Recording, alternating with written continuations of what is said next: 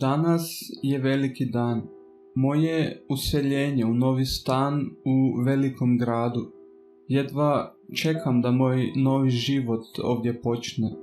Tako sam razmišljao prije godinu dana.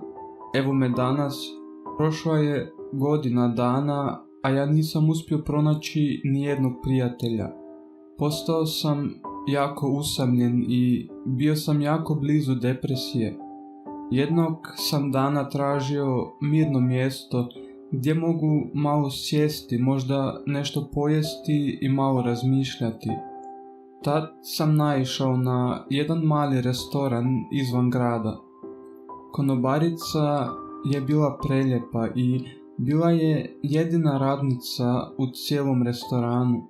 Nakon prvog puta uvijek sam odlazio tamo, budući da nikad nije bilo ljudi i budući da sam se malo zagledao u nju.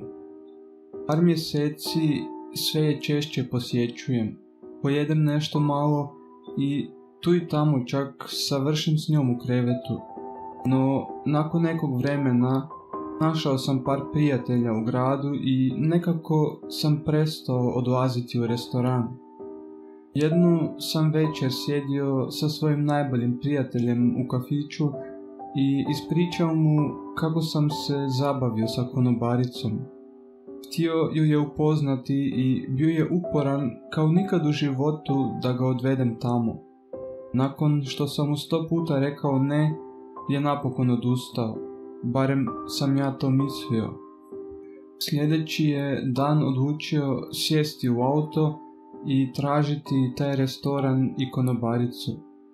Nije mu dugo trebalo da naiđe na ruševinu izvan grada, koja se zvala kao i restoran o kojem sam mu ja pričao.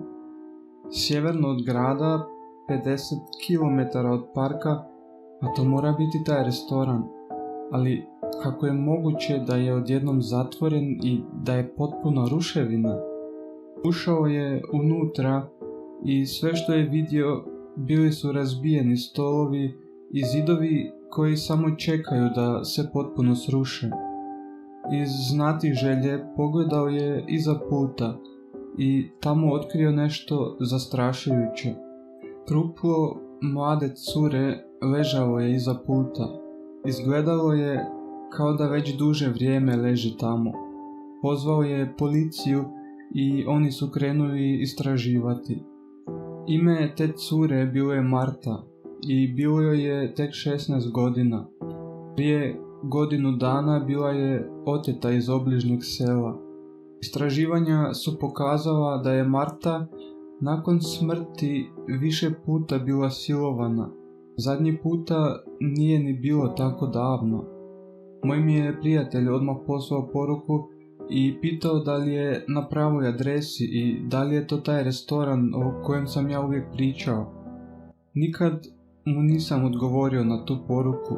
Morao sam se pobrinuti da nestanem i opet negdje započnem novi život.